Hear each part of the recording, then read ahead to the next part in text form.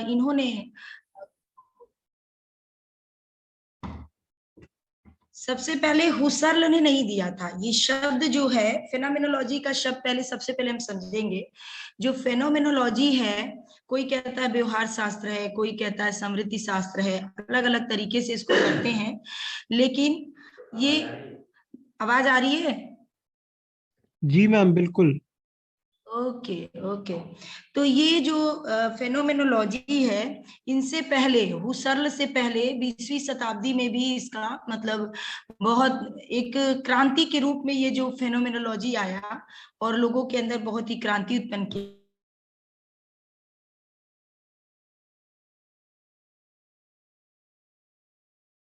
के लिए इनके जो वो थे, क्या कहते हैं, इनके शिक्षक थे, वो थे कांट ने भी इसके बारे में फेनोमेनोलॉजी शब्द का यूज किया था। कांट के अलावा एक ब्रेंटेल करके थे, स्ट्रेंगल करके थे, इन सब इनका नाम सबका आता है कि ये लोग मतलब फेनोमेनोलॉजी शब्द का यूज करते हैं। अब हुसर्ल ने क्या हुआ, इन लोगों ने थोड़ी थोड़ी दी, मतलब फेनोमेनोलॉजी के बारे में थोड़ा थोड़ा अपना अपना विचार रखा, लेकिन हुसर्ल ने उसको स्टेप वाइज स्टेप उसको काफी डिटेल में उसमें गए। और मुख्य रूप से जो ये थे, हुसर्ल थे, वो आत्मनिष्ठ थे, आत्मनिष्ठ विषयों को मानते थे। और चेतना उनका सबसे मुख्य विषय था, कॉन्सियस। वो चेतना की ही अनुभूति को वो कहते हैं कि जो फेनोमेनोलॉजी शब्द यूज करते हैं, और इसको हम क्लियर करते हैं कि क्या है उनके अकॉर्डिंग। वो कहते हैं, हुसर्ल कहते हैं कि यह ज्ञाता की स्वयं के दृष्टिकोण से जो अनुभूत करता है, जो ज्ञाता यानी जो ज्ञान प्राप्त करने वाला होता है, वो स्वयं सेल्फ से जो अनुभूत करता है, उसी ज्ञान को, वो उससे जो हमें ज्ञान मिलता है, वो फेनोमेनोलॉजी है। वो कहते हैं कि वो व्यवहारिक है।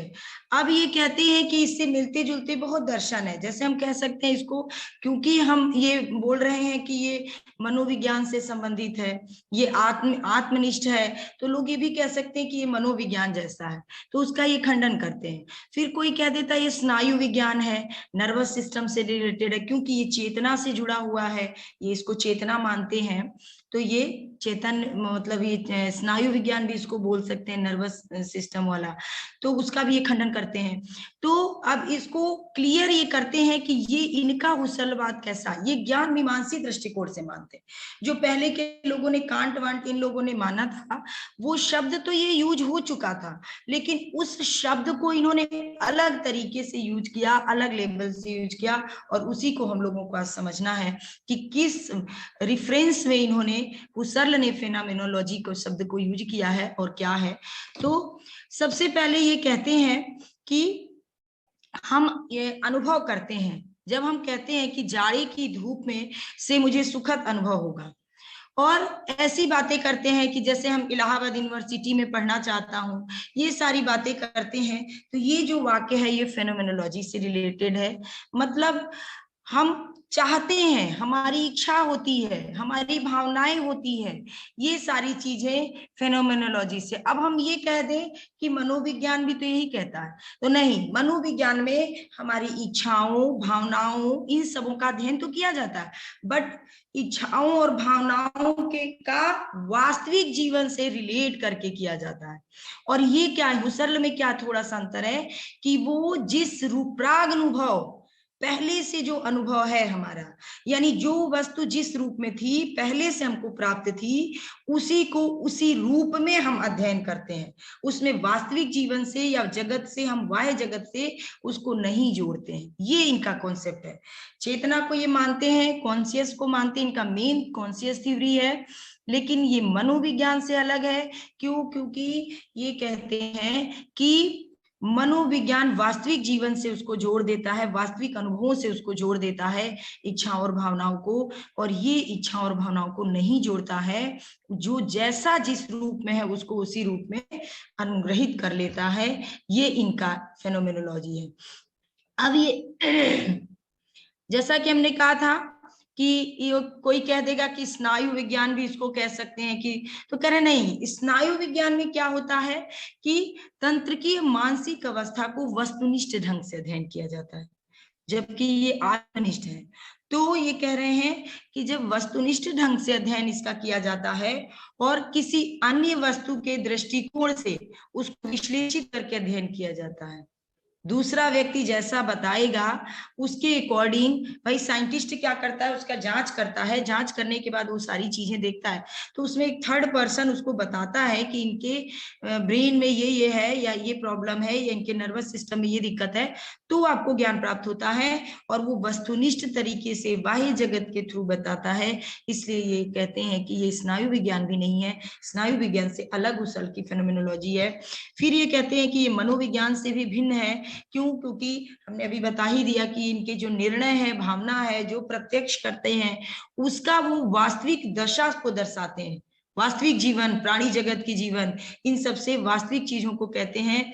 जबकि जो और ये फेनोमेनोलॉजी क्या करता है, ये प्राणी जीवन की वास्तविक दशा में विश्वास नहीं करता, ये बाह्य जगत को नहीं मानता, ये केवल चेतना को मानता है और चेतना के ही आंतरिक आत्मनिष्ठ है, आंतरिक चेतना की सत्ता को मानता है और बोलता है उसी के द्वारा हमको ज्ञान की प्राप्ति होती है और उसी से हमें शुद्ध और सत्य ज्ञान की प्राप्ति होती है। सबके अपने अपने नजरिए हैं, मानने का तरीका है, एक ही विषय वस्तु है, एक ही सब्जेक्ट है और उसको अलग अलग तरीके से लोग उसको अपने अपने अकॉर्डिंग डिफाइन करते हैं। बस ये समझ लेना है कि इन्होंने इसका क्या मेन है, उसको हम बहुत अच्छे से आपको डिटेल में इसको क्लियर करेंगे। तो फिर अब हमने जैसा कहा था कि इनसे पहले ये जो शब्द है फेनोमेनो शब्द, ये शब्द की खोज सबसे पहले हमने बताया था कि एक ओरिएंटिंगर थे और एक लैम्बर्ट थे, हर्डर थे, कांट थे, हेगल ने भी दिया था फेनोमेनोलॉजी सिद्धांत, लेकिन उनका अलग था।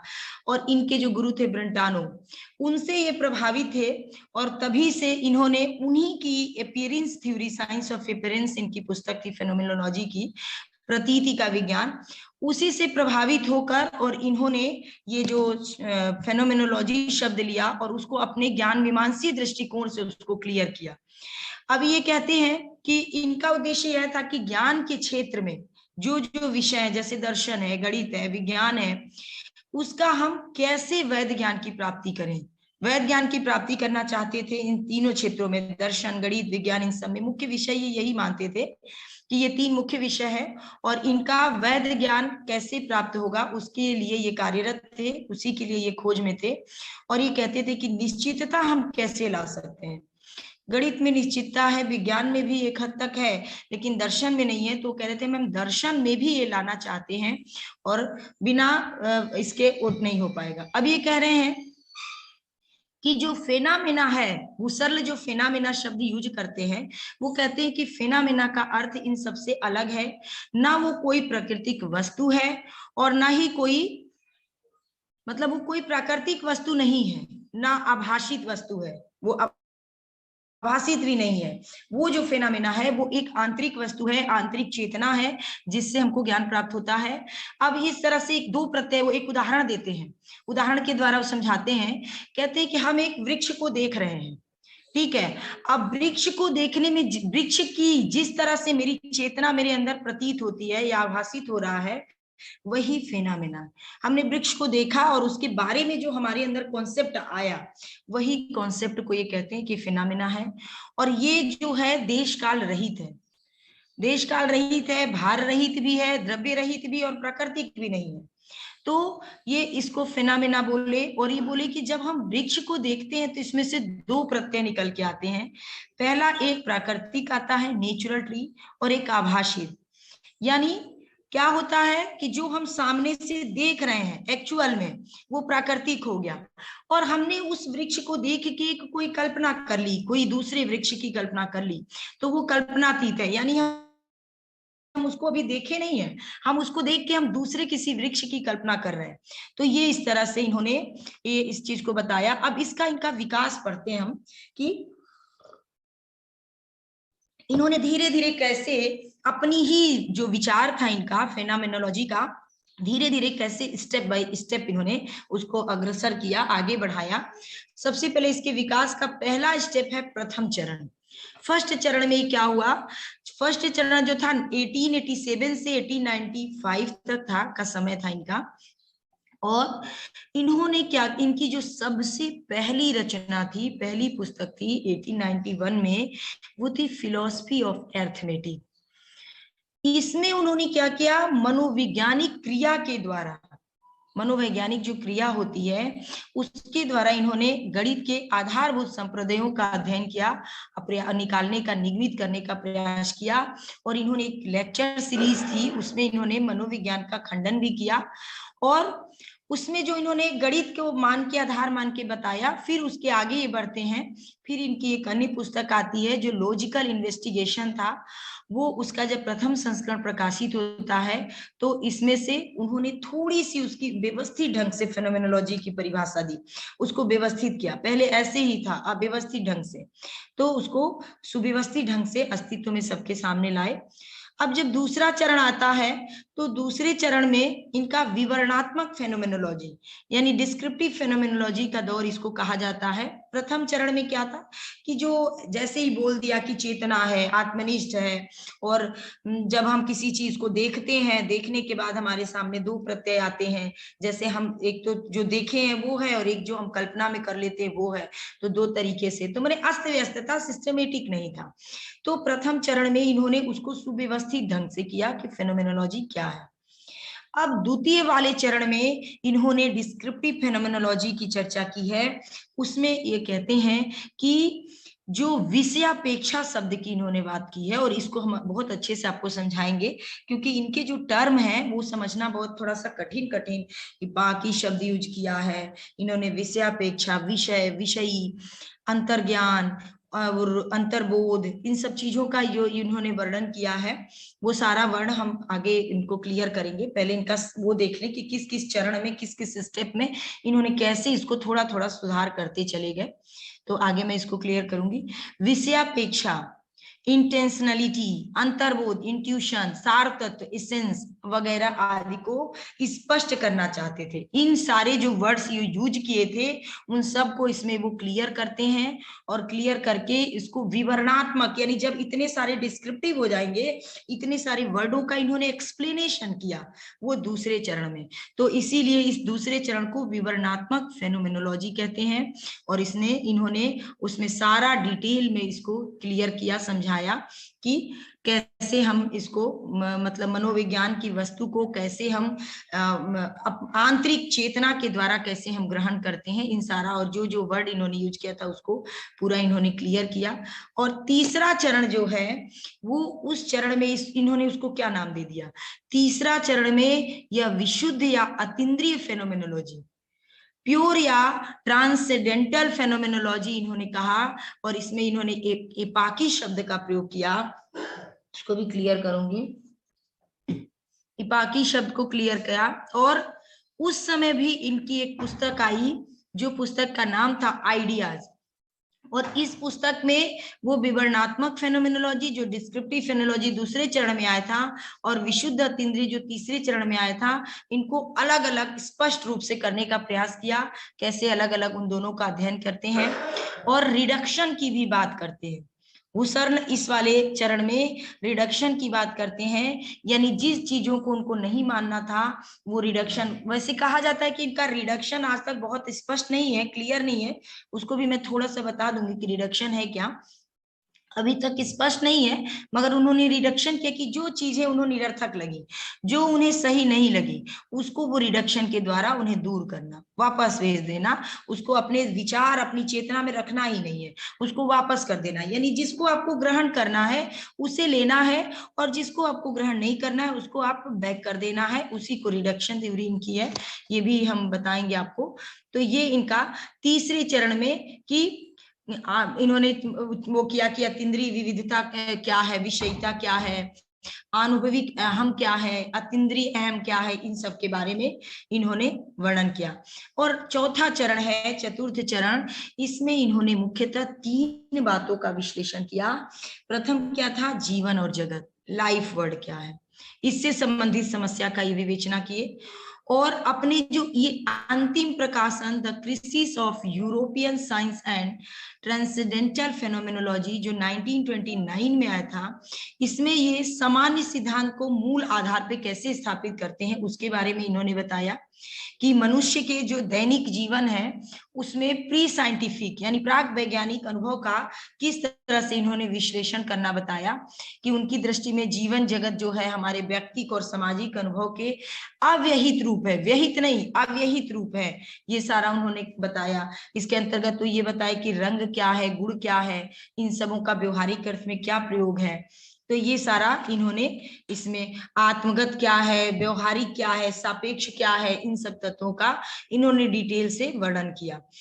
अब हम पढ़ते हैं कि चेतना के नकारात्मक रूप से प्रभावित करने वाले दृष्टिकोणों का इन्होंने खंडन किया। रिडक्शन की बात हमने की थी, रिडक्शन भी बताएंगे नीचे कि इन्होंने क्या किया कि जो चेतना जो कॉन्शियस पे निगेटिविटी डालता है, नकारात्मक रूप से जो प्रभाव डालता है, उन दृष्टिकोणों का इन्होंने खंडन किया। ये कहते हैं कि हमें कुछ जो नकारात्मक प्रवृत्तियां उसको दूर करना चाहिए। इनकी वजह से क्या होता है कि चेतना का वास्तविक स्वरूप उद्घाटित नहीं हो पाता है। ये जो नकारात्मक जो रूप है, निगेटिव जो एस्पेक्ट्स हैं, इनके द्वारा चेतना का वास्तविक रूप नहीं प्रकट हो पाता है, इसलिए इसको हटा देना चाहिए। और इन प्रवृत्तियों में मुख्यतः 3 हैं जिनका इन्होंने खंडन किया। 3 प्रवृत्तियों को ये मानते हैं कि ये चेतना को नकारात्मक दृष्टि देते हैं, नकारात्मक रूप में 3 हैं, तो उनका इन्होंने खंडन किया। तो उसमें सबसे पहला क्या है कि ये प्रकृतिवाद का खंडन करते हैं।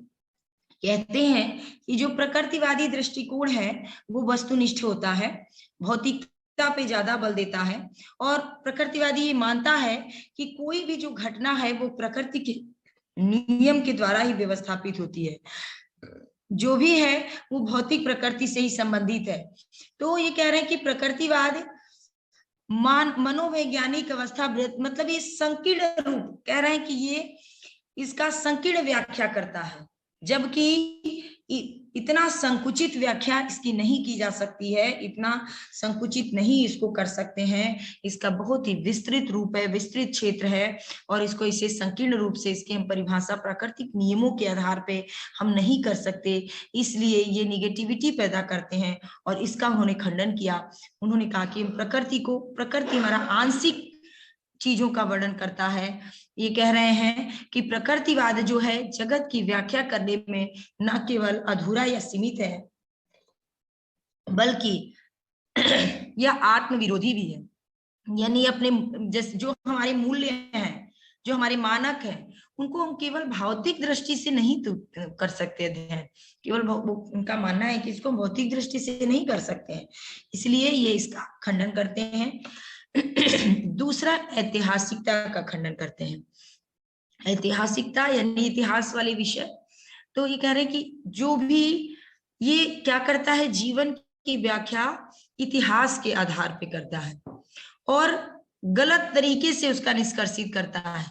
कहता है कि कोई सत्य स्थायी या वस्तुनिष्ठ नहीं है। ये मानता है कि जो इतिहास के द्वारा जो प्राप्त, भाई कभी लिखी हुई चीजें हम जान गए, किसी ने हमें बोल दिया, किसी पुस्तक से हमने ज्ञान प्राप्त कर लिया, एक्चुअल चीजें हमें नहीं पता चल पाती हिस्ट्री के द्वारा।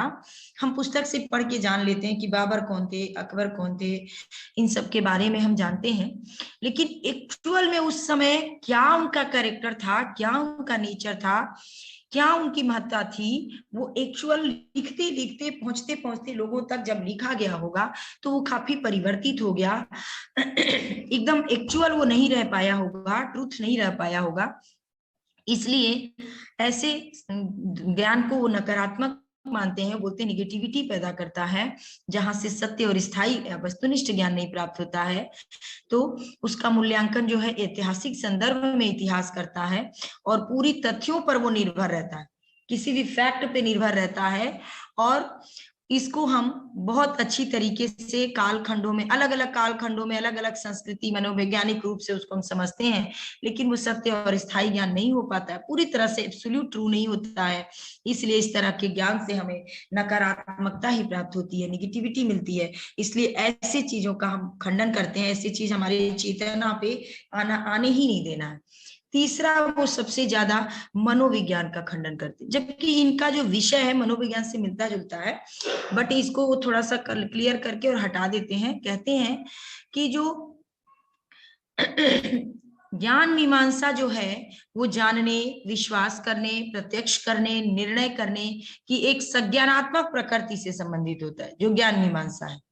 लेकिन जो मनोवैज्ञानिक घटनाएं हैं वो क्या होती हैं, वो हमारी मन, भावना, इन सारी चीजों का वास्तविक जगत से उसको जोड़ के, उसको करके, मतलब उसका वास्तविक रूप में नहीं प्रकट करती है, उसको हमारी दैनिक जगत, जीवन जगत से उसको जोड़ देती हैं। और इन्होंने आलोचना भी इसीलिए किया क्योंकि ये कहते हैं कि ये वास्तविक, ये बाह्य जगत को ये नहीं मानते, और ये जो मनोविज्ञान है ये अपनी सारी चीजों को, जितनी भी मन के जो चेतना है, मन से रिलेटेड जितनी भी भावनाएं हैं, जितने भी विचार हैं, जितनी इच्छाएं हैं, उन सबको वो वास्तविक जीवन यानी बाह्य जीवन से जोड़ के अध्ययन कराता है।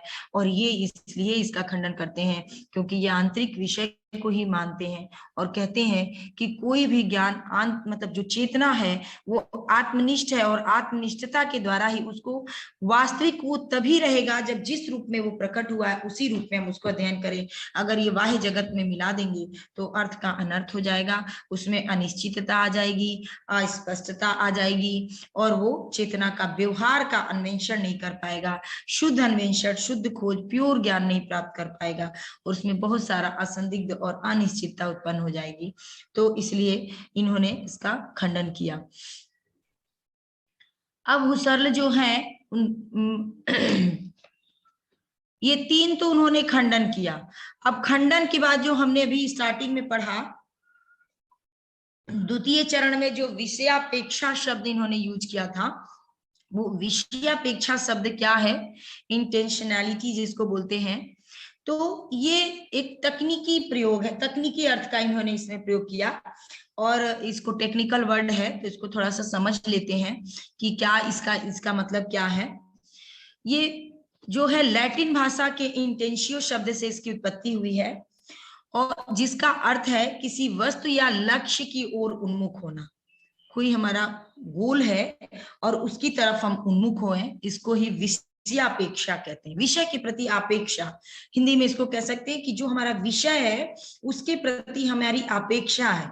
हम मतलब ये कोई भी जो हमारा विषय है, यानी जो हमारा सब्जेक्ट है, मान लीजिए हम रिसर्च कर रहे हैं, हमको पीएचडी करना है, तो हमने एक टॉपिक लिया, वही हमारा विषय है। अब विषय के प्रति हमारा गोल क्या है, हमको उसके लिए क्या ढूंढना है, क्या सर्च करना है, तो यही विषयापेक्षा है, यानी लक्ष्य की ओर उन्मुख होना। मेरा टॉपिक एक लक्ष्य है और उसको हमें किस तरह से बहुत अच्छा सारगर्भित बनाना है, ऐसा बनाना है कि समाज के लिए वो कुछ एक न्यू, मतलब नई जानकारी हमको देनी है। भाई पहले से जो चीज हम पढ़ते आ रहे हैं उसमें कुछ नया होगा तभी दूसरा कोई उसको पढ़ेगा। तो इसलिए ये विषयापेक्षा शब्द यूज करते हैं कि जो हमारा गोल है उसकी ओर उन्मुख होना, इसका शब्द का अर्थ है। और ये कहते हैं कि जो विषयापेक्षा है मन की एक क्षमता है जिसके द्वारा हम मानसिक अवस्थाओं जैसे विचार, विश्वास, इच्छा, आशा आदि किसी भी विषय की ओर अभिमुख होते हैं। ये बहुत ही इंपॉर्टेंट है। ये क्या इनका विषयापेक्षा है कि मन की एक ये क्षमता है जिसके द्वारा मानसिक अवस्थाओं जैसे विचार हमारे हो गए, विश्वास हो गया, इच्छा, आशा, इन सब का विषय की ओर अभिमुख होते हैं। ये इनका विषयापेक्षा है। ये कहते हैं कि हम आशा करते हैं या इच्छा रखते हैं या विश्वास करते हैं कि अवश्य ही हम किसी विषय की आशा करते हैं, तभी हम इच्छा रखते हैं। जैसे ये कह रहे हैं कि जब मैं एक पेड़ देखता हूं तो इसमें मेरा प्रत्यक्ष, पेड़ का प्रत्यक्ष होता है। जब मैं कभी 3+2 को देखता हूं तो इसके बारे में मैं विचार करता हूं कि 3 और +2 मिलके 5 ही होगा। तो हमने कुछ समस्याओं को के बारे में इमेजिन किया, 3 और 2 के बारे में, और उसके बारे में हमने कहा कि इसका 3 है और 2 है, अगर ऐड करना है तो ये दोनों 5 हो जाएगा, अगर सब्ट्रैक्ट करना है तो 1 होगा। तो इस तरह से इन दोनों के बारे में हमने विचार किया, और जब विचार किया, हमने आशा किया, हमने इच्छा किया, तो उसके बारे में हमको ज्ञान प्राप्त हुई।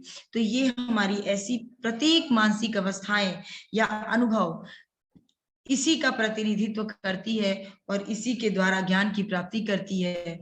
और किसी भी विषय की ओर उन्मुख होना ही विषयापेक्षा है। किसी भी विषय के बारे में ज्ञान प्राप्त करना, उसको आगे अग्रसर होना, यही विषयापेक्षा है इनके अकॉर्डिंग। और ये कहते हैं कि जो उन्मुखता है वो निरंतर हमको अग्रसर की ओर ले जाता है। अग्रसर यानी जब हम उन्मुख होंगे किसी चीज की तरफ, उन्मुखता का मतलब उच्चतर यानी आगे की तरफ, इसीलिए शब्द को इन्होंने यूज किया कि इसका नीचे की तरफ जाने से मतलब नहीं है, आगे की तरफ, यानी उन्मुख हो रहा है हम आगे की तरफ। तो इसमें हमारे अंदर एक और भावना आएगी कि हमें निरंतर आगे बढ़ना है, पीछे हमें नहीं बढ़ना है, निरंतर अग्रसर होने की बात भी इसमें इन्होंने की है। और अब ये कहते हैं कि जो विषयापेक्षा है, किस तरह से विषय वस्तुनिष्ठ प्रतिपादन से इसको शुरुआत करते हैं और इसको आत्मनिष्ठ तक ले जाते हैं। कहते हैं कि इसमें चेतना का को एक पात्र के समान माना गया है। चेतना जो है एक पात्र है, और चेतना का जगत से कोई संबंध नहीं होता है, बाह्य जगत से तो होता ही नहीं है। तब एक संबंध कैसे स्थापित होता है? कारणात्मक रूप से प्रभावित होती है। यानी जब चेतना का जगत से कोई संबंध नहीं है, लेकिन जब वह बाह्य वस्तुओं से कारणात्मक रूप से प्रभावित होती है, तब जाके उसमें एक संबंध स्थापित होता है, और तब जाके वो चेतन अवस्था में जाती है, निर्देशित होती है, अभिमुख होती है, और तब हमें विषयापेक्षा के द्वारा जगत की दो वस्तुओं के बीच का संबंध प्राप्त होता है। जैसे यही इनके ऊपर ऑब्जेक्शन लगाया गया, तो इन्होंने अपनी थ्योरी को थोड़ा चेंज किया, चरणों में बांटा, प्रथम चरण, द्वितीय चरण, तृतीय चरण। क्यों? क्योंकि ये कहा गया कि अगर ये जैसे उनका हुआ था, बर्कले का हुआ था, केवल आत्मनिष्ठ प्रत्ययों को मानने थे, तो ये भी आत्मनिष्ठ प्रत्यय को मानते हैं और चेतना को मानते हैं, और उसके अलावा बाह्य तत्व को ये नहीं मानते थे। तो इनकी आलोचना, तो इन्होंने अपना ही उसमें थोड़ा सुधार किया, चेंज करके इन्होंने कहा कि बाह्य जगत की सत्ता से चेतना को कोई मतलब नहीं है, कोई प्रभावित उससे नहीं होता है, लेकिन हाँ, जब चेतना बाह्य वस्तु से कारणात्मक रूप से जब प्रभावित होती है तो एक संबंध स्थापित हो जाता है, और संबंध स्थापित होने से कोई एक चेतन अवस्था उस विषय की ओर उन्मुख होती है, अभिमुख होती है, निर्देशित होती है, और इस तरह से दो वस्तुओं के बीच का संबंध हमको ज्ञात हो जाता है। इस तरह वो कहते हैं कि जैसे सूर्य की गर्मी का अनुभव या सूर्य द्वारा जो गर्म होता है, दोनों के बीच में कोई मूलभूत अंतर नहीं है, लेकिन ये वस्तुनिष्ठ व्याख्या, इसको हम उचित तरीके से नहीं देख सकते हैं। इसको हम दोनों एक ही चीज है कि सूर्य द्वारा गर्म होना या सूर्य से गर्मी मिलना, तो इसको हम अलग अलग तरीके से ना देख के हम इसको एक ही तरीके से देखते हैं। अब फिर एक एग्जाम्पल के द्वारा ये समझा रहे हैं कि जब मैं चिंतन करता हूं कि मैं किसी भी प्रकार का चिंतन कर सकता हूँ, जैसे उदाहरण के कुछ भी हम चिंतन कर सकते हैं, मेरा दिमाग है, हम कभी यहाँ है, कभी बॉम्बे पहुंच जाते, कभी कहीं पहुंच जाते, मतलब मन है जो कहीं भी कुछ भी सोच सकता है, चिंतन में कुछ भी विषय आ सकता है। तो कह रहे हैं वो कुछ भी सोच सकते हैं। जैसे हमने वर्गाकार वृत्त के बारे में सोच लिया, हमने नरसिंह भगवान के बारे में सोच लिया, हमने एक सोने का पर्वत सोच लिया, मतलब इस तरह की चीजें हमने चेतना में ला दिया, हमने सोच लिया। तो वो कहते हैं कि इसमें विषयापेक्षी जो है, हमने कामधेनु गाय के बारे में सोच लिया, तो ये सोच तो लिया, लेकिन ये इसका तो बाह्य जगत में इस तरह की किसी चीज का कोई अस्तित्व ही नहीं है। तो इसको हम विषयापेक्षी क्रिया की बाह्य रूप से संबंधित हो सकता है, लेकिन आंतरिक रूप से ये सत्य नहीं होगा, ये तो काल्पनिक हो जाएगा, और कल्पना की दृष्टि से हमने इसको सोच लिया, तो इसको वो नहीं मानते हैं। अब ये विषयापेक्षा से दूसरी व्याख्या, आत्मनिष्ठ व्याख्या करते हैं। किस तरह से विषयापेक्षा से जोड़ के ये कहते हैं कि विषयापेक्षा को चेतना और इसके विषय के बीच का संबंध माना है। इन्होंने विषयापेक्षा को चेतना और इसके विषय के बीच का संबंध, जो बाह्य विषय है उसके बीच का संबंध इन्होंने विषयापेक्षा को माना है। और यह संबंध तभी संभव है जब दोनों संबंधित वस्तुओं का अस्तित्व हो, परंतु वस्तु सदैव वास्तविक रूप से अस्तित्व नहीं होती है। तब अब ये प्रश्न आता है कि विषयापेक्षा को मानसिक विषय से संबंधित होना होगा फिर तो वो ये कहते हैं कि विषय जो है चेतना में अंतर्निहित होता है और इसी से चेतना में अंतर्निहित होने के कारण हम उसकी व्याख्या कर पाते हैं विषयापेक्षी के द्वारा। उसरली बोल रहे हैं कि विषयापेक्षी क्रिया में विषय को अंतर्निहित मानने से ही विषय का अनुभव के ही समान अवस्था में हो जाता है और इससे जो क्रिया और विषय के बीच का भेद समाप्त हो जाता है और तब जाके हमें उचित ज्ञान की प्राप्ति हो जाती है। जब दोनों का भेद समाप्त हो जाता है तो ये इस तरीके से इन्होंने इसको क्लियर किया। अब ये कह रहे हैं कि एक उदाहरण से प्रस्तुत समझाते हैं कि यदि मैंने जनवरी 2000 में यह वादा किया कि मैं अपने पिता को सन 2003 में उनके जन्मदिन पे एक शराब की बोतल दूंगा। मान लीजिए उन्होंने एक कल्पना किया, उन्होंने एक सोचा, अपने मन में चेतना की कि 2000 में वो ये चेतना कर रहे हैं कि मैं जन्म दिवस पे शराब की बोतल दूंगा। ये वादा तो तब पूरा होगा जब एक भौतिक और वास्तविक शराब की बोतल वो उनको प्रदान करेंगे 2003 में। यानी ये तब जाके जो हमारी चेतना हमने 2000 में दी थी, अगर 2003 में हम भौतिक रूप में, फिजिकली रूप में अगर अपने पिता को ये देते हैं, बोतल प्रदान करते हैं, तब जाके ये मेरा वादा जो मैंने किया हुआ था तब जाके वो अस्तित्व में आएगा। अगर जब तक वो हम नहीं देते हैं तब तक वो मानसिक विषय रहेगा, मानसिक विषय रहेगा। ये समझिएगा थोड़ा। ये मतलब जब तक हम कोई वादा कर लेते हैं, कुछ सोच लेते हैं, कुछ भी हम कर सकते हैं, कुछ भी सोच सकते हैं, किसी के बारे में कुछ भी विचार कर सकते हैं, लेकिन जब तक हम उस चीज को करते नहीं है फिजिकली रूप में सामने से, जब तक वो प्रूव नहीं कर देते हैं, उसको कर नहीं लेते हैं, तब तक वो मानसिक विषय वस्तु रहता है। और जब वो बाहरी वस्तु से उसको मिल जाता है, तब जब हम वो चीजों को कर देते हैं, जब फिजिकली तौर पे हम उसको कर देते हैं, तो जाके मेरा वो दावा जो है, वादा वो है, वो समर्थ हो जाता है। उस वादे को हम पूरा कर लेते हैं, तब जाके वो कंप्लीट होता है। उससे पहले तक वो आत्मनिष्ठ रहता है। इसी तरह इन्होंने विषयापेक्षा के द्वारा आत्मनिष्ठ की व्याख्या इन्होंने किया कि किस तरह से वो विषयापेक्ष के द्वारा दोनों चीजों को कैसे जोड़ते हैं। अब इन्होंने एक शब्द का यूज किया, चेतना की क्रिया। चेतना की क्रिया क्या है? इन्होंने जैसे विषयापेक्षी क्रिया, विषय हो गया, विषयी हो गया, सब यूज किया, तो इसमें चेतना की क्रिया, तो चेतना की क्रिया का तात्पर्य इन्होंने अनुभव से दिया। ये कहते हैं कि यह मानसिक घटना होती है, एक विशेष प्रकार की मानसिक घटना होती है। जैसे हम कोई प्रत्यक्ष करते हैं, कोई संशय करते हैं, किसी के बारे में स्मृति करते हैं, याद करते हैं। जैसे मैं किसी पेड़ को देख रहा हूं तो पेड़ का प्रत्यक्ष एक क्रिया है, यही एक चेतन क्रिया है। मैं सामने से देख रहा हूं तो ये चेतन क्रिया है। और विषय क्या होता है इसमें कि जिस तरफ क्रिया उन्मुख है, अभिमुख है, मतलब वो हमारा विषय वही है जिसके तरफ हम कुछ कार्य कर रहे हैं, जिसके लिए जो विषय है हमारा। तो पेड़ के प्रत्यक्ष के पेड़ विषय है, पेड़ विषय है, पेड़ के लिए ही हम प्रत्यक्षीकरण पेड़ का कर रहे हैं, तो वो विषय हो गया। तो इसी तरह क्रिया और विषय में पूरी तरह भिन्नता होती है और यह संभव है विषयापेक्षा के द्वारा, कि विषयापेक्षी के द्वारा ये अलग अलग, जैसे हमने कहा किसी पेड़ का प्रत्यक्ष, किसी तालाब का प्रत्यक्ष या किसी मनुष्य का प्रत्यक्ष, ये सारा विषयापेक्षी के द्वारा हम चेतन की क्रिया के द्वारा अनुभव करके, अनुभव मतलब इनका थोड़ा उच्च कोटि का अनुभव था, इंद्रिय से थोड़ा अलग था, अतीन्द्रिय अनुभववाद इसको बोल दे, अतीन्द्रिय। लेकिन ये कांट के अनुभववाद से भी अलग था, कांट ने भी अतीन्द्रिय शब्द का यूज किया था, लेकिन कांट के अतीन्द्रिय अनुभववाद से ये बिल्कुल अलग था। और इस तरह इन्होंने कहा कि एक ही प्रत्यक्ष, उसमें विषय पेड़, तालाब, मनुष्य आदि भिन्न भिन्न है, इसके अतिरिक्त जो विभिन्न विषयापेक्षी क्रियाएं हैं वो एक ही विषय हो सकता है। जैसे हम किसी व्यक्ति का प्रत्यक्ष कर रहे हैं, उस व्यक्ति के बारे में हम सोच रहे हैं, तो उसी को हम याद कर रहे हैं, तो ये सारी चीजें सेम है। अगर हम जिस व्यक्ति का प्रत्यक्ष किए, उसी के बारे में हमने सोचा, उसी के बारे में हमने स्मृति किया, उसके बारे में हमने याद किया, रिकॉग्नाइज किया, स्मरण किया, तो वो सारी चीजें सेम है, लेकिन अलग अलग भिन्न भिन्न तरह की वस्तुओं में प्रकट होती हैं। और विषयापेक्षी जो है वो इन्हीं सारी अलग अलग चीजों को, जो क्रियाएं हैं, विषयापेक्षी क्रियाएं हैं, प्रत्यक्ष करना, सोचना, याद करना आदि, ये सारी भिन्न भिन्न है, और इनको एक साथ एक में मिला देता है, तब वो एक चीज बन जाती है।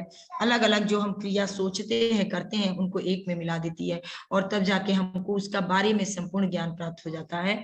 ये इनका है विषयापेक्षी, जो मैंने बताया। अब विषयी क्या है? विषय हो गया, विषय इन्होंने पेड़ को माना। अब विषयी से तात्पर्य इनका है कि उस सत्ता से है जो अनुभव करता है, जो ये काम करता है। विषय तो वो था, जैसे हमने एक पेड़ का एग्जांपल दिया, तो उसके बारे में हमने वो देखा, हमने प्रत्यक्ष किया, स्मरण किया, तो उसके बारे में तो वो हो गया। लेकिन अब विषय क्या है कि जो अनुभव करता है, यानी जो अनुभव करता है, जो सब्जेक्ट है वो है, अर्थात स्वयं मैं हूं, मैं उसका अनुभव कर रहा हूं, तो मैं विषयी हो गया। इसके लिए इन्होंने कहा कि ईगो शब्द का भी इन्होंने एक जगह प्रयोग किया कि इसे ही हम अहम के रूप में भी जान सकते हैं। जैसे हमने कहा कि मैं हूं, मैंने इसका अध्ययन किया। जैसे हमारे इंडियन फिलोसफी में अहम ब्रह्मास्मि कहा गया कि मैं ही ब्रह्म हूं, तो इस तरह इन्होंने कहा कि जो मैं शब्द हमने विषयी के लिए प्रयोग किया है, सब्जेक्ट के लिए प्रयोग किया है मैं शब्द, वो ईगो के रूप में उसको हम जान सकते हैं। और इन्होंने अंतर वस्तु शब्द का भी यूज किया, बोला जो कंटेंट है, अंतर वस्तु में जो कंटेंट है वो विषयापेक्षी क्रिया की वह आंतरिक विशेषता होती है, जो उसे किसी विशेष अनुभव या अवस्था में स्थापित करती है, उसे कोई मानसिक अवस्था या अनुभव से अलग नहीं करती है। वो मतलब एक आंतरिक विशेषता होता है। ईगो, अहम शब्द इन्होंने यूज किया, उसके द्वारा ये आंतरिक चीजों का, आंतरिक चेतना का, आंतरिक इच्छाओं का, आंतरिक विचार का ये अध्ययन कर लेते हैं, ये ज्ञान कर लेते हैं। इन्होंने कहा कि अंतर वस्तु के द्वारा, अंतर वस्तु यानी कंटेंट, इन्होंने शब्द को इंग्लिश में यूज किया है कि अंतर वस्तु के द्वारा ही विषयापेक्षी क्रिया में विषयापेक्षा का गुण जो होता है वो आ जाता है, समाहित हो जाता है, और हमको ज्ञान की प्राप्ति हो जाती है। कहने का इसका क्या मतलब है कि विषयी विषय के बारे में मात्र विचार ही नहीं करता है, बल्कि वह विषय के बारे में किसी विशेष ढंग से, किसी विशेष परिप्रेक्ष्य में विचार करता है। जैसे हम चंद्रमा के प्रत्यक्ष में कोई केवल चंद्रमा का प्रत्यक्ष नहीं करता है, बल्कि वह उसका चमकीला है, उसका आकार क्या है, उसका रूप क्या है, उस पर पानी नहीं है, ये नहीं है, उसका मतलब जो कोई भी चीज का अगर हम विचार करते हैं तो उसके बारे में हम संपूर्ण विचार करते हैं, संपूर्ण तरह से उसका अध्ययन करते हैं, और उसके बाद तब जाके हम निष्कर्ष पे पहुंचते हैं, तब ये ज्ञान की प्राप्ति हमको ठीक ढंग से होती है। फिर एक शब्द इन्होंने पृष्ठभूमि, बैकवर्ड शब्द यूज किया है अपने उसमें, तो ये क्या है? तो पृष्ठभूमि से तात्पर्य विषय के पूर्व अनुभव से है, पहले के अनुभव से है। जैसे हमने पेड़ के बारे में पहले से जो अनुभव किया होगा, उसके पहले की क्या क्या है ये पूर्व अनुभव,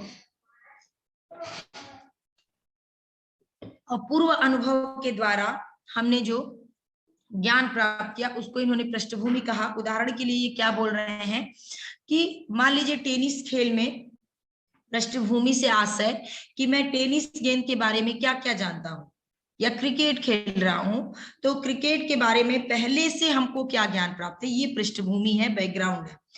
कोई भी चीज हम पढ़ते हैं तो उसके बारे में पहले से हमको क्या नॉलेज है, कोई गेम खेल रहा है, कुछ भी कर रहा है, तो पहले से कि कैसे इसे मारा जाता है, टेनिस खेल की जानकारी, इसकी प्रमुख रणनीति की जानकारी, स्वयं मेरी शारीरिक कुशलता, स्किल हमारे अंदर कैसे है कि गेंद को कैसे मारता हूं आदि, मतलब उससे रिलेटेड बेसिक चीजें कि आपको पता होनी चाहिए। आप कोई गेम खेलने जाते हैं, कुछ भी करते हैं तो उसकी बेसिक जानकारी आपको होनी चाहिए, उसको इन्होंने पृष्ठभूमि कहा। तो बोले कि किसी भी ज्ञान को प्राप्त करने के लिए ये सारे शब्द जो इन्होंने यूज किए हैं वो उनको क्लियर भी इसलिए कर रहे हैं हम, क्योंकि ये शब्द थोड़े से इनके ये टेक्निकल वर्ड हैं और इन्होंने ही ये सारे यूज किए हैं और इनका कुछ ना कुछ मतलब है, आशय है। अब जैसे ये कहते हैं कि किसी भी ज्ञान को जब आप प्राप्त करने हैं उसके पहले एक बैकग्राउंड होता है, पृष्ठभूमि होता है। उस ज्ञान को प्राप्त करने के पहले आपके अंदर कुछ चेतना होती है, उसके बारे में स्मृति होती है, कुछ होता है कि जिस तरह हम एक टेनिस गेंद खेलने जा रहे हैं तो उसके बारे में हमको कैसे मारा जाता है, कैसे खेला जाता है, उसकी रणनीति के बारे में, उस अपनी शारीरिक कुशलता स्किल के बारे में, ये सारी चीजों के बारे में हमको जानकारी पहले से होती है। पूर्व अनुभव को ही हम पृष्ठभूमि, इन्होंने हुसर्ल ने पृष्ठभूमि शब्द यूज किया है। और ये कहते हैं कि पृष्ठभूमि से ही पॉसिबिलिटी की सीमा का निर्धारण होता है। अगर पृष्ठभूमि नहीं रहेगा तो संभावनाएं ही नहीं होंगी, और पृष्ठभूमि के जब होगा तभी जाके पॉसिबिलिटी होगी कि हाँ हम कोई भी चीज को कर सकते हैं। जब हम उसके बारे में हमको पता होगा, उसकी पृष्ठभूमि बैकग्राउंड पता होगा, तो पॉसिबिलिटी होगी कि हम इसको कर सकते हैं। तो ये कह रहे कि जब अगर पता होगा तो हम उसको सही दिशा में अग्रसर होंगे, उस चीज को पाने के लिए हम सही दिशा में अग्रसर होंगे, और जब सही दिशा में अग्रसर होंगे तभी हम जाके सही ज्ञान की प्राप्ति कर सकते हैं। तो ये इन्होंने पृष्ठभूमि शब्द, एक लास्ट वर्ड इन्होंने क्षितिज वर्ड यूज किया, हॉरिजॉन जिसको कहते हैं। इसका अर्थ संभावनाओं से ही होता है। अभी उधर उन्होंने संभावना शब्द, पृष्ठभूमि से ही संभावना की सीमा का निर्धारण होता है, अभी ऊपर बताया। तो वही है कि लास्ट इनका क्षितिज है, ये संभावना से इसका अर्थ होता है। और क्षितिज का जो निर्माण है वो वस्तु के उन पहलुओं से होता है जिनका की प्रत्यक्ष नहीं होता है, परंतु जिनका आगे चलकर प्रत्यक्ष होने की संभावना होती है। प्रत्यक्ष नहीं होता है लेकिन संभावना रहती है कि इसका प्रत्यक्ष होगा। इन्होंने अपनी पुस्तक कार्टेशियन मेडिटेशन में इस बात को बहुत अच्छी तरीके से समझाया है कि किस तरह से इन्होंने कहा कि पृष्ठभूमि, पहले सबसे पहले पृष्ठभूमि, फिर विषय, फिर क्रिया, फिर अंतर्वस्तु, फिर विषय और तब क्षितिज। यानी इस तरह से पृष्ठभूमि सबसे पहले इन्होंने रखा। किसी भी कार्य को करने के लिए ये वो चीज सीक्वेंस आप नोट कर लीजिएगा कि सबसे पहले कोई भी कार्य को, किसी के बारे में जानकारी प्राप्त करने के लिए सबसे पहले हमको पृष्ठभूमि बनाई हमने, बैकग्राउंड, फिर उसके बाद विषय, उसके बाद क्रिया, फिर अंतर्वस्तु, अंतर्वस्तु से विषय और उसके बाद क्षितिज। यानी अंतर्वस्तु, विषय, विषयी, ये सारी चीजें एक ही है, मेन पृष्ठभूमि है और उनसे ये अंतर्वस्तु कंटेंट है, विषय जिसके बारे में हम कर रहे हैं, विषय जो कर रहा है, और लास्ट सिचुएशन है क्षितिज जो कि संभावना से होता है। और जब हम संभावनाएं करते हैं, जब हम पृष्ठभूमि बना लेते हैं तो हम संभावना करते हैं। और इसके बीच में संबंध उन्होंने इस तरह सूत्रात्मक ढंग से इन्होंने किया कि पहले पृष्ठभूमि, फिर विषय, फिर क्रिया, फिर अंतर्वस्तु और क्षितिज के द्वारा जाके हम इसको ज्ञान की किस तरह से प्राप्त। अच्छा, ये की इंपॉर्टेंट और चीज रह गई हुसर्ल की, इन्होंने एक बहुत ही टेक्निकल शब्द यूज किया है, दो शब्द इन्होंने अपने ग्रंथ में, ये भी इंपॉर्टेंट है, इसको भी करा दे रही हूं कि आइडियाज इनका एक पुस्तक है, ऊपर मैंने बताया था, उसमें इन्होंने विषयापेक्ष के दो पोल बताए, दो मतलब ध्रुवों को चर्चा की, एक नोएसिस और दूसरा नोएमा। आपने अक्सर पढ़ा होगा, इससे क्वेश्चंस भी पुटअप होता है कि हुसर्ल का नोएमा सिद्धांत क्या है या हुसर्ल की नोएसिस सिद्धांत क्या है, उसका आप एक्सप्लेन करें। तो ये थोड़ा सा बता देती हूं मैं कि नोएसिस और नोएमा, तो जो ये दोनों ही ग्रीक भाषा के शब्द हैं और जिनका अर्थ, सबसे पहले हम नोएसिस का पढ़ लेते हैं कि नोएस से ये बना हुआ है और इसका अर्थ होता है मन या बुद्धि। मन या बुद्धि शब्द को इन्होंने नोएसिस शब्द दिया, वर्ड दिया है, टेक्निकल टर्म। और ये कहते हैं कि नोएसिस किसी क्रिया का अर्थ प्रदाता यानी मीनिंग गिविंग भाग होता है। नोएसिस जो होता है वो मीनिंग गिविंग होता है, यानी किसी भी क्रिया का देने वाला पार्ट होता है, जबकि नोएमा क्या होता है, किसी विषय का अर्थ होता है, मीनिंग या सेंस होता है। इसको समझिएगा। नोएसिस और नोएमा दो शब्दों को यूज किया है इन्होंने कि विषयापेक्षा के दो ये ध्रुव हैं, दो ये पोल हैं, खंबे हैं, नोएसिस और नोएमा, इन दोनों के थ्रू ही विषयापेक्षा को जान सकते हैं। तो नोएसिस जो है वो अर्थ प्रदाता है, मीनिंग गिविंग भाग होता है, और नोएमा जो होता है वो विषय का अर्थ यानी मीनिंग होता है। ये दो चीज इन्होंने कहा। अब ये थोड़ा सा और डिटेल में जाते हैं और कहते हैं कि नोएसिस वह मानसिक क्रिया है जो विषय की ओर अभिमुख होती है। एक मानसिक क्रिया है जो विषय को जानने के लिए अभिमुख होती है, और नोएसिस जो है विषयापेक्षी क्रिया का अर्थ प्रदत्त भाग होता है, यानी मीनिंग गिविंग भाग होता है, जिससे विषयापेक्षी क्रिया किसी विषय की ओर अभिमुख होती है। ये इस बात का ही निर्धारण करता है कि जो विषय है वो क्रिया में कैसे निर्दिष्ट हो, कैसे उसको निर्दिष्ट किया जाए, यह एक अर्थ प्रदान करता है। ये सारी चीजें इसमें हैं। और ये एक चीज और कहते हैं कि जो हमारी चेतना जो है दैनिक जीवन में जो क्रियाकलाप करती है, जैसे हम देखते हैं, सुनते हैं, स्पर्श करते हैं, इन सब का प्रत्यक्षीकरण करते हैं आंख, कान, नाक, त्वचा, जीवा के द्वारा, तो ये महत्वपूर्ण नहीं है कि हमको अनुभव जो हो रहा है वह अस्तित्व में है हमारे, ऐसा नहीं है। ये कहते हैं कि एक अस्तित्वान अनुभव के लिए तीन चीजों का होना बहुत जरूरी है, और इन तीनों का एक अनुभव की प्राप्ति के लिए ये तीनों आवश्यक है। अगर अनुभव मतलब अनुभव ये दो चीजों से मिलती है। क्या है अनुभव? अनुभव से पहला एक ऐन्द्रिक भाग होता है और दूसरा अभिप्रायात्मक भाग होता है।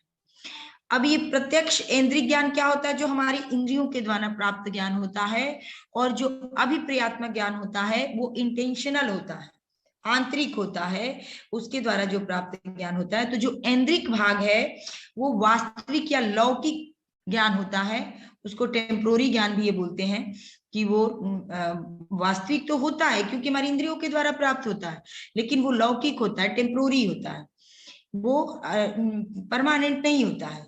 और ये कहते हैं कि इन्होंने ये भी वर्ड आप नोट डाउन करें कि इंद्रिक भाग को वे हाइल शब्द यूज करते हैं, उसर। इनका ये वर्ड टर्मोलॉजी ही है जो सबसे थोड़ा सा अलग इनको कर देता है। नहीं तो कांट की भी फेनोमेनोलॉजी थी, इनकी भी सबसे थोड़ा सा इनका अलग है, और इन्होंने विस्तृत रूप में इसकी चर्चा की। इसलिए इन्होंने ऐन्द्रिक भाग को, जो हम इंद्रियों के द्वारा जो ज्ञान प्राप्त करते हैं, उसको इन्होंने हाइल शब्द यूज किया। ये कहते हैं कि ऐन्द्रिक भाग वे हैं जो हाइल कहलाते हैं। यह एक ग्रीक शब्द है। यह द्रव्य यानी मैटर को अभिप्रेरित करता है, इंगित करता है, और मतलब किसी मैटर को, ये हाइल जो शब्द है ये मैटर को अभिप्रेरित करता है, इंगित करता है। और जो अभिप्रायात्मक भाग है उसको इन्होंने मॉर्फी शब्द यूज किया, MORPHE, मॉर्फी शब्द इन्होंने यूज किया, और हाइल में HYLE, हाइल। तो इन्होंने मॉर्फी शब्द यूज किया, और वो क्या है? जो मॉर्फी जो है वो आकार के लिए प्रयुक्त होता है, फॉर्म तैयार करता है, यानी जब दोनों मिलते हैं तभी हमें अनुभव होता है। एक तो ऐन्द्रिक ज्ञान के द्वारा, हाइल के द्वारा जब हमें द्रव्य का या मैटर का ज्ञान होता है, और अभिप्रायात्मक यानी मॉर्फी के द्वारा हमें उसके आकार, उसके फॉर्म का ज्ञान होता है। तो जब ये दोनों मिलते हैं तब हमें आकार और अनुभव, सारी चीजें, रूप, रंग, आकार सब कुछ मिल जाता है। और इससे हमारे गुसल बोलते हैं कि इससे इन दोनों को मिलने से अनुभव हो जाता है, और अनुभव से, जब इन दोनों के मिलने से जो अनुभव होता है उससे हमें प्योर यानी शुद्ध ज्ञान की प्राप्ति होती है। ये इनका मेन, इनकी थ्योरी थी। अब नोएमा को भी थोड़ा सा और अच्छे से क्लियर करके बोल रहे हैं, बहुत अच्छे से, कि जैसे नोएमा क्या है, ये तो नोएसिस उन्होंने क्लियर कर दिया, अब नोएमा है। नोएमा का इन्होंने करते हुए कहते हैं कि वस्तु जो प्रदत्त है, उदाहरण के लिए कहते हैं कि भारत के प्रथम प्रधानमंत्री को पंडित मोतीलाल नेहरू का पुत्र या श्रीमती इंदिरा गांधी का पिता कह सकते हैं। कहने का बात एक ही है, एक ही, हम चेतना जो मेरी है वो एक ही व्यक्ति के लिए है, कहने का तरीका अलग अलग है। एक ही व्यक्ति के बारे में हम कह रहे हैं, वही वो प्रथम प्रधानमंत्री भी थे और वही जो है इंदिरा गांधी के पिता भी थे, लेकिन उसको किस तरीके से हमने घुमा के कहा तो हुसर्ल कहते हैं कि इस प्रदत्त विषय को बिना अस्तित्व की परवाह किए अंतर्यामी रूप से आप ग्रहण कर लेंगे। अगर कोई कहता है कि भारत के प्रथम प्रधानमंत्री, और तो एक आदमी कहता है कि भारत के प्रथम प्रधानमंत्री कौन है, और दूसरा कहता है कि इंदिरा गांधी के पिताजी कौन है, तो तुरंत ही आपके अंतर में, आपके आंतरिक में तुरंत ये क्लिक कर देगा कि ये तो वही पंडित जवाहरलाल नेहरू के बारे में बात हो रही है, क्योंकि ये दोनों ही वही हैं, प्रथम प्रधानमंत्री भी वही हैं और इंदिरा गांधी के पिता भी वही हैं। तो ये है। अब नोएमा के बारे में ये इन्होंने इसको क्लियर किया कि यही नोएमा है, कि हम उसको, जो नोएमा है ग्रीक मूल का शब्द है, और जिस क्रिया के बाद मा जुड़ता है वह उस क्रिया के परिणाम या प्रभाव को दर्शाता है।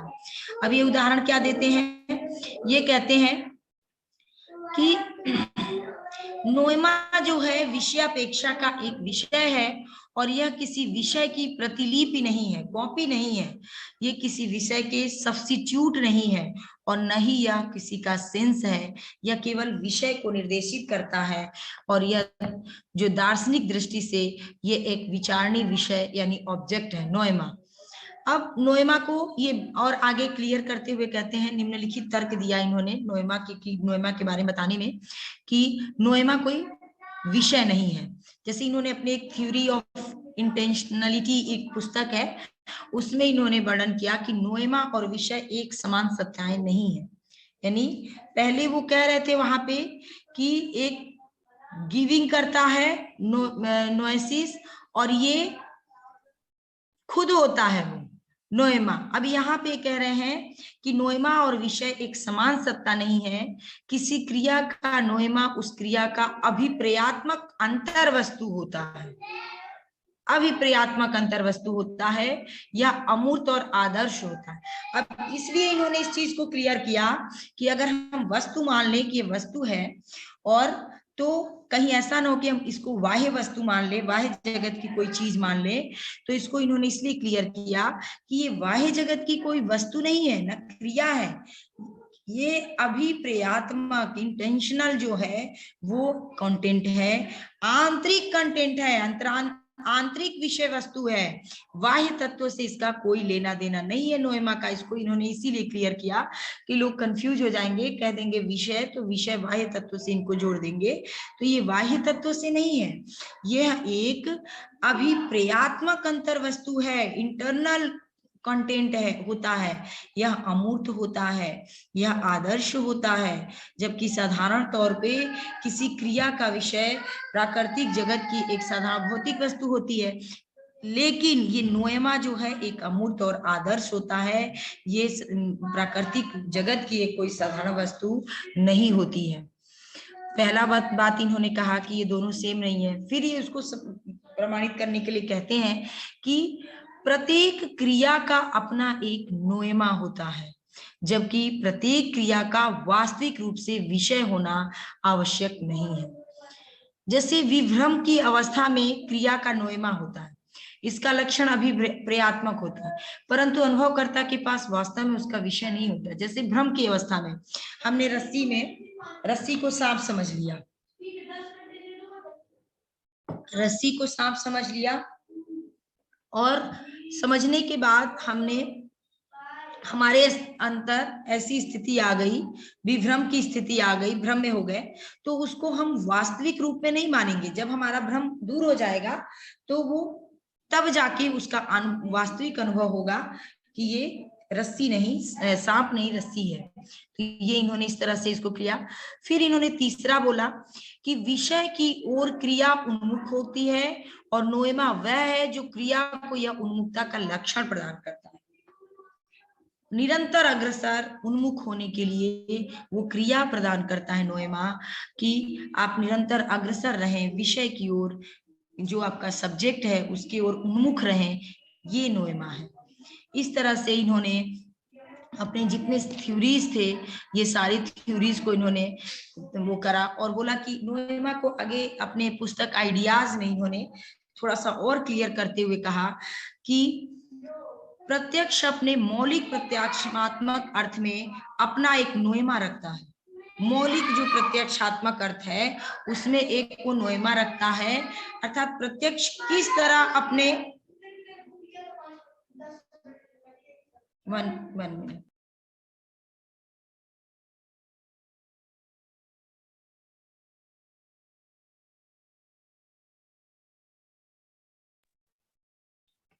तो नोएमा हम पढ़ रहे थे, तो वो कहते हैं कि अपने ग्रंथ उन्होंने आइडियाज में देखा है, बताया है कि जो प्रत्यक्ष है वो किस तरह, मतलब किस तरह प्रत्यक्ष हो रहा है, और अपने संबंधित स्मरण की क्रिया से, जो हमारी स्मरण की क्रिया चल रही है उसके थ्रू वो किस तरह एक दूसरे को विषय और वस्तु का ज्ञान प्राप्त करता है, ये सारी चीजें हैं। तो इस तरह से इन्होंने इसको नोएमा और नोएसिस को बड़ी अच्छे से क्लियर किया और कहा कि यह एक मानसिक प्रक्रिया है। बार बार ये इसको क्लियर करते हुए कह रहे हैं कि नोएमा एक मानसिक प्रक्रिया है, मानसिक क्रिया है, जिसके माध्यम से हम किसी विषय की ओर उन्मुख होते हैं। कह रहे हैं कि यह जरूरी नहीं है कि वह विषय वास्तविक हो। इस प्रकार नोएमा जो है वस्तु नहीं है, और बहुत सारे नोएमा हो सकते हैं। ये सारा चीज की मतलब हमने ये भी एक नोएमा, एक इन्होंने एक उदाहरण और दिया कि जब हम भारत के द्वितीय राष्ट्रपति का, सेम वही वाला जो जवाहरलाल नेहरू का हम लेते हैं, वैसे ही है कि जब हम भारत के द्वितीय राष्ट्रपति पे विचार करते हैं, तब भारत के प्रथम उपराष्ट्रपति के बारे में जब हम बात करते हैं और द्वितीय राष्ट्रपति के बारे में बात करते हैं, फिर हम ये कहते हैं कि किनके नाम पे हम शिक्षक दिवस मनाते हैं। जब तीन लोगों के तीन शब्द का प्रयोग हम करते हैं और अलग अलग करते हैं, लेकिन जब हम देखते हैं कि वो एक ही व्यक्ति के बारे में बात किया जाता है, तो ये मतलब नोएमा है। इसी को बोल रहे हैं कि नोएमा है। ये हम नोएमा के द्वारा ही इस चीज को समझ पाते हैं। एक ये मानसिक क्रिया है जिसके द्वारा हम समझ पाते हैं कि ये तीनों एक ही व्यक्ति है। एक दूसरे व्यक्ति ने कहा कि भारत के द्वितीय राष्ट्रपति, तीसरे व्यक्ति ने कहा कि उपराष्ट्रपति, एक मतलब उसने बोला दूसरे व्यक्ति ने, और तीसरे ने कहा कि हम शिक्षक दिवस किसके उपलक्ष्य में मनाते हैं। तो ये तीनों ही अलग अलग लोगों ने कहा, लेकिन जो हमको जिसके द्वारा हमें प्राप्त चला कि ये तीनों एक ही व्यक्ति है, वो है नोएमा। एक और एग्जाम्पल ही दे रहे हैं कि मैं मोम का एक म्यूजियम देख रहा हूँ। एक म्यूजियम है जहाँ पे मोम का है, और जिसमें सीढ़ियों पे एक महिला को देख रहा हूँ, महिला खड़ी है जो मेरी तरफ हाथ हिला के अभिवादन कर रही है। ये एक एग्जाम्पल इन्होंने देखा। इन्होंने कहा कि इससे मेरे दृश्य अनुभव में दो तरह की प्रस्तुति होती है। क्या हो रही है? पहला कि वह मेरी तरफ हाथ हिला के अभिवादन कर रही है, और दूसरा कि वह मोम की है। अब वो पहला अनुभव दूसरे अनुभव से नितांत भिन्न है, अलग है। ये कि वो मोम की प्रतिमा है, दूसरा वो कैसे हम इसको हम कैसे सिद्ध कर सकते हैं कि भाई एक तरफ वो मोम की है और दूसरा वो अभिवादन कर रही है। तो ये कह रहे हैं कि यह दृष्टिकोण अलग है, परंतु विषय एक ही है। इसकी तुलना हम जो समकालीन दार्शनिक जो है फ्रेगे हैं उससे कर सकते हैं। उन्होंने अर्थ और तात्पर्य में भेद किया था।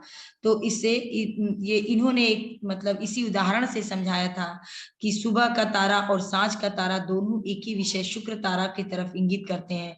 इसके अलग अलग अर्थ हैं, लेकिन बात एक ही चीज के लिए कहा गया है। तो यही इसी को भी क्लियर करना चाहते हैं कि नोएमा है यही, नोएमा के द्वारा ही हमको अलग अलग दो तीन चीजों के बारे में पता चलता है कि एक दूसरे से जुड़ी हुई है, और हम एक ही चीज के बारे में अध्ययन कर बात कर रहे हैं, और ये इसी के द्वारा हमको पता चलता है। तो अब ये कहते हैं नोएमा दो चीज से मिलके बनता है।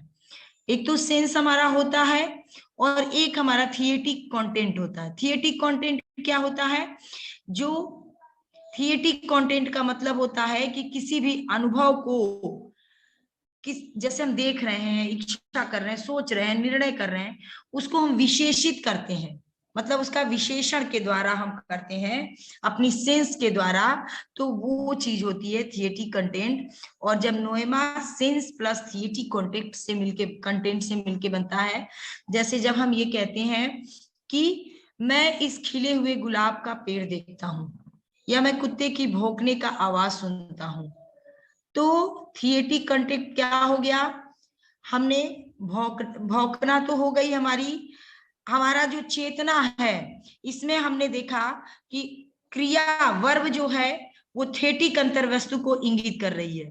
इस उदाहरण में ध्यान से देखिएगा कि जो वर्ब है वो थेटिक अंतर्वस्तु को इंगित कर रही है, जैसे भौंकना, देखना, सुनना, इच्छा हो रही है रसगुल्ले खाने की, ये सारी चीजें हैं जो कि इंगित करती हैं कि ये जो है थेटिक अंतर्वस्तु की तरफ।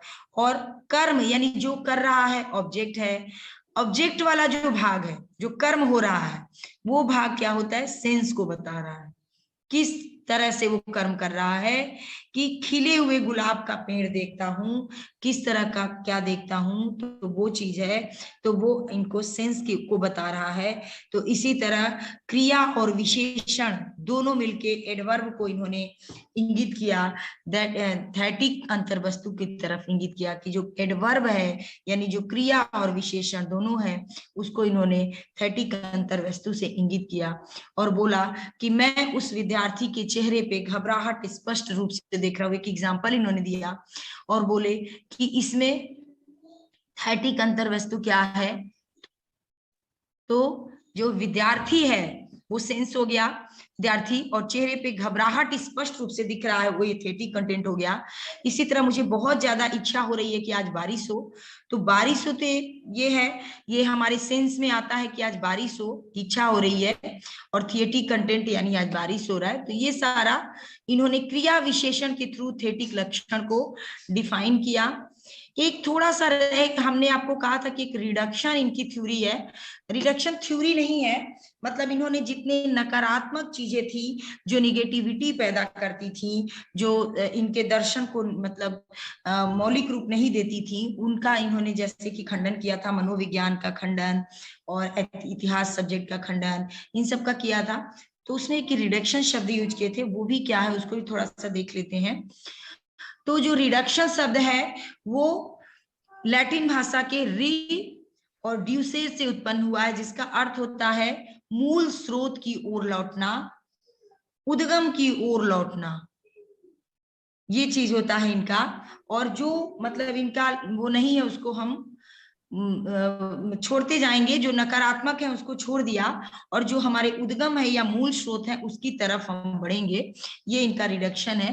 तो रिडक्शन का प्रयोग इन्होंने अपनी सारी व्याख्याओं, पूर्व मान्यताओं को दरकिरार करने के लिए किया था। इसका उपयोग इन्होंने जितनी भी व्याख्या और पूर्व मान्यताएं थी उन सबको मतलब निगेटिव में ले जाने के लिए, उसको ना मानने के लिए, उसको गलत साबित करने के लिए इस सब का प्रयोग उन्होंने किया था। और इसकी अवधारणा उनके दर्शन में स्पष्ट रूप से दिखाई देती है। ये समय समय पे इन्होंने आइडियाज 1 जो इनकी पुस्तक है उसमें भी इन्होंने इसका प्रयोग किया है कि रिडक्शन को ये बहुवचन के रूप में प्रयोग करते हैं। कहते हैं कि मतलब इनका जो फेनोमेनोलॉजी है, आप कुल मिला के ये देखिए कि इसमें ऐसे ऐसे टेक्निकल वर्ड इन्होंने यूज किए हैं, एक एक वर्ड इन्होंने, है वही फेनोमेनोलॉजी, व्यवहार पे ही इनकी चर्चा है, व्यवहारवाद पे ही है, लेकिन व्यवहारवाद के साथ साथ इन्होंने जो टर्म यूज किए हैं, अगर उस टर्म को आपने समझ लिया तो आपको क्लियर हो गया। यानी जो वस्तु जिस रूप में है उसी रूप में उसको एक्सेप्ट कर लेना ही इनका रिडक्शन था उसको। और जितनी भी इसका रिडक्शन का यूज इन्होंने, जो पहले से चली आ रही रूढ़िवादिता थी, अंधविश्वास था, ये सारी चीजें थी, इसका इन्होंने वो किया कि नहीं, ये जो बाह्य जगत की जितनी भी चीजें हैं उसका इन्होंने खंडन किया, और बोला कि उस जितनी भी पहले की पूर्व मान्यता है, जो व्याख्या है, उनको खंडन हम रिडक्शन के द्वारा ही इन्होंने किया। और ये इनका रिडक्शन थ्योरी था। और इस तरह से इनका हम लोगों ने, और इन्होंने रिडक्शन में इन्होंने किन किन चीजों का रिडक्शन किया, इन्होंने सबसे पहले तो दार्शनिक रिडक्शन किया, फिलोसफिकल रिडक्शन। इसके अंतर्गत वो क्या कहते हैं कि वो कह रहे हैं कि हमारे दृष्टिकोण से, हमारे जो दृष्टिकोण से जो भी दार्शनिक सिद्धांत हैं वो अंतर्निहित है या पूर्व मान्यता के रूप में है, उनसे हमें दूर रहना चाहिए। इनका दार्शनिक रिडक्शन में क्या किया इन्होंने कि जो भी हमारे दृष्टिकोण दार्शनिक सिद्धांत में अंतर्निहित है। जो भी दार्शनिक सिद्धांत अंतर्निहित है या पूर्व मान्यता के रूप में जो दार्शनिक सिद्धांत हमारे अंदर है, हमारी अंतरात्मा में है, हमारी चेतना में है, अंतरात्मा इन्होंने शब्द यूज किया, चेतना यूज किया है, कि जो भी चेतना में हमारे हैं उनसे हमें दूर रहना है। फिर ये दूसरा साइंटिफिक रिडक्शन, ये कह रहे हैं कि हमारे जो दैनिक अनुभव और वैज्ञानिक प्रत्यक्षों से को प्रभावित करने वाले जो वैज्ञानिक दृष्टिकोण हैं, यानी जो हमारे दैनिक अनुभव हैं, वैज्ञानिक प्रत्यक्ष हैं, उनको प्रभावित करने का जो वैज्ञानिक दृष्टिकोण है उसको भी हमें रिडक्शन करना होगा, उसको भी हमें उस तरह से ज्ञान मतलब अध्ययन करना होगा। फिर इन्होंने इन दोनों का किया दार्शनिक रिडक्शन और वैज्ञानिक रिडक्शन, यानी जो पहले से पूर्व मान्यताएं आ रही थी, जो जिस रूप में उद्गम है, जिस रूप में उसका अध्ययन है, उसी के रूप में उसका रिडक्शन, उसका अभ्यास करना चाहिए, उसका अध्ययन करना चाहिए। और आप अपना मतलब जो उसमें कुछ बाह्य जगत की सत्ता को नहीं आप मिलाइए, बिना बाह्य तत्वों को मिलाते हुए आप उसका अध्ययन करें। ये इनका रिडक्शन थ्योरी थी। और ये अब तो कुछ नहीं इसमें बचा है। एक इन्होंने इंडेटिक रिएक्शन भी बताया। इसमें इन्होंने कहा कि जो विशेषों से संबंधित समस्त धारणाओं का त्याग करके केवल इसेंस का ग्रहण किया जाता है।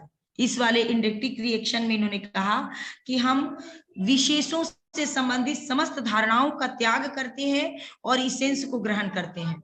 और एक अतीन्द्रिय रिडक्शन था, जो वो था कि चेतना से परे समस्त सत्ताओं का जो हम ज्ञान प्राप्त करते हैं, अध्ययन करते हैं, जो विशुद्ध अहम ज्ञान प्राप्त करते हैं, वो ज्ञान सबसे सर्वोपरि है और सबसे महत्वपूर्ण है। अब अतीन्द्रिय अहम क्या है? तो अतीन्द्रिय अहम भी बहुत ही महत्वपूर्ण है इनके दर्शन में, हुसर्ल के दर्शन में। तो ये कहते हैं कि इसे ही वे अस्तित्व का स्रोत, मुख्य अतीन्द्रिय अहम इनका सबसे मुख्य मतलब मेन, जिसको ये मानते हैं कि इसी से इनको चेतना की शुद्ध और सही ज्ञान की प्राप्ति होती है, वो है अतीन्द्रिय अहम। ये है कि इससे अस्तित्व का स्रोत, वस्तुनिष्ठता का स्रोत, वास्तविकता का स्रोत और सत्य का स्रोत भी ये कहते हैं इसको, अतीन्द्रिय अहम को। इनके अनुसार कि अतीन्द्रिय अहम न केवल अनुभवों की संभावना के लिए आवश्यक है, बल्कि जगत की संभावना के लिए भी जरूरी है, जो कि विषयापेक्षा के द्वारा हम यहाँ से बाह्य तत्वों का हमें चेतना में विषयापेक्षा के थ्रू ज्ञान प्राप्त हो जाता है और हम दोनों में संबंध स्थापित कर लेते हैं और करके हम ज्ञान प्राप्त करते हैं। तो वो कह रहे हैं कि यह संसार जब नहीं भी रहेगा तब भी अतीन्द्रिय अहम रहेगा, ये जगत नहीं भी रहेगा तभी भी अतीन्द्रिय अहम विराजमान रहेगा। और इन्होंने इस बात का भी खुलासा किया कि वो मर जाएंगे, वो खुद नहीं रहेंगे इस धरती पे, वो मर जाएंगे, फिर भी उनका अतीन्द्रिय अहम हमेशा रहेगा। वो इस तरह की चीज को, कॉर्टियस मेडिटेशंस इनकी पुस्तक है, उसमें इन्होंने अतीन्द्रिय अहम अर्थ का बहुत ही अच्छे तरीके से इन्होंने अध्ययन किया और सर्वोपरि सत्ता इसको माना, वस्तु जगत से, वर्ड ऑफ ऑब्जेक्ट से और वर्ड ऑफ मीनिंग से सबसे अलग इसको सर्वोपरि सत्ता इन्होंने माना और मान के इसका अध्ययन किया। तो ये हमारी पूरी हुसर्ल की थ्योरी थी और इसमें बहुत ज्यादा इनकी आलोचना भी की गई कि यह केवल और केवल चेतना के द्वारा ही ये कैसे अपनी पूरी उसका अध्ययन कर लेते हैं, चेतना के द्वारा कैसे इन्होंने पूरी व्यवहार का अध्ययन कर लिया। फेनोमेनोलॉजी का वैसे मेन मतलब होता है व्यवहारवाद, तो उन्होंने अपने व्यवहारवाद को ही चेतना के थ्रू, कॉन्सेप्ट के थ्रू, अपने चेतना से कैसे उन्होंने एक्सेप्ट कर दिया। तो ये इनकी खूब आलोचना भी हुई खूब, लेकिन उन्होंने अपनी आलोचना को ही बचाने के चक्कर में, अपने सिद्धांत को बचाने के चक्कर में इतने सारे वर्ड इन्होंने यूज कर दिया, विषयापेक्षा, आत्मनिष्ठ, विषय क्या है, अंतर्वस्तु क्या है, पृष्ठभूमि क्या है, क्षितिज क्या है, नोएमा क्या है, नोएसिस क्या है, ये सारी चीजों के द्वारा इन्होंने अपनी ही आलोचना को किस तरह से सिद्ध करते गए कि नहीं, ऐसा नहीं तो ऐसा, इसके द्वारा नहीं तो ऐसे ज्ञान प्राप्त करता है। तो नोएमा के थ्रू वो इन चीजों को समझ लेता है। नोएमा एक चेतना है और नोएमा के द्वारा ही हम 2, 3, 4 चीजों को, अलग अलग भिन्न भिन्न चीजों को हम किस तरह से एक दूसरे से जोड़ लेते हैं और जोड़ के हम उसका अध्ययन प्राप्त कर लेते हैं, अध्ययन कर लेते हैं। ये इनका मेन थ्योरी था, मेन कॉन्सेप्ट था, जो कि मेन चेतना पे ही डिपेंड है, चेतना से रिलेटेड है कि इनका चेतना क्या है। ठीक है, आपको क्लियर हुआ? थोड़ा सा डिफिकल्ट है इनका टर्म, टेक्निकल वर्ड्स जो हैं, मगर आपने अगर क्लियर समझ लिया तो फिर कोई प्रॉब्लम नहीं है। कहना सेम है, जैसे आप अनुभववाद है उसी तरह अनुभववाद का ये थोड़ा सा उत्तरोत्तर रूप है और कांट के विचार से काफी मिलता जुलता है। जैसे अतीन्द्रिय उन्होंने भी माना था, अतीन्द्रिय अहम वर्ड यूज उन्होंने नहीं किया था, अतीन्द्रिय ज्ञान शब्द उन्होंने यूज किया था, इन्होंने अतीन्द्रिय अहम शब्द का यूज किया, जिसको सर्वोपरि मानते हैं और कहते हैं अतीन्द्रिय अहम ऐसा है कि अतीन्द्रिय अहम के द्वारा। एक बार जब कांट के ऊपर भी ये प्रश्न आया था कि कांट को कहा गया कि आपने इन दोनों के द्वारा इस तरह से की, इतनी संरचना कर दी, मगर सब उसके ऊपर की सत्ता का ज्ञान कैसे प्राप्त होगा, आत्मा वगैरह का, तो उन्होंने कहा था अतीन्द्रिय ज्ञान के द्वारा प्राप्त हो जाता है। वैसे इनका भी जब खूब आलोचना हुआ तो इन्होंने इसको अपने बचाने के लिए इन्होंने कहा कि जो अतीन्द्रिय अहम है वो ऐसा है जो बाह्य जगत और आंतरिक चेतना दोनों में मिलके विषयापेक्षा के द्वारा, इन सबों के द्वारा ज्ञान, नोएसा और नोएमा के द्वारा ये ज्ञान प्राप्त कर लेता है, दोनों के बीच में संबंध स्थापित करता है, बाह्य जगत का भी और आंतरिक जगत का भी, और तब ज्ञान प्राप्त हो जाता है। तो इन्होंने अतीन्द्रिय अहम के द्वारा इन दोनों का संबंध और रिलेशन बताया और बता के अपने सिद्धांत की रचना की। अब आपको कुछ इसमें ना समझ में आया तो आप पूछ ले।